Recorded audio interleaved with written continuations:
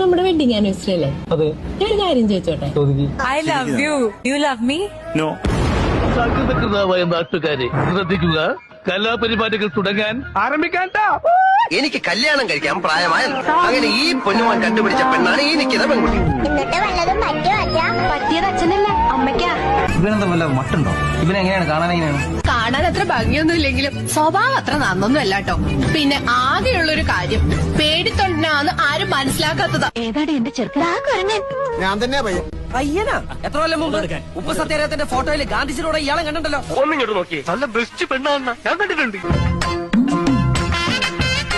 അയ്യേ, ഇതാണ് നീ പറഞ്ഞ ബെസ്റ്റ് പെണ്ണ്. ജീവിതത്തിൽ ആദ്യമായി ഒരു പെണ്ണിന്റെ മുഖം എന്റെ മനസ്സിൽ പതിഞ്ഞു.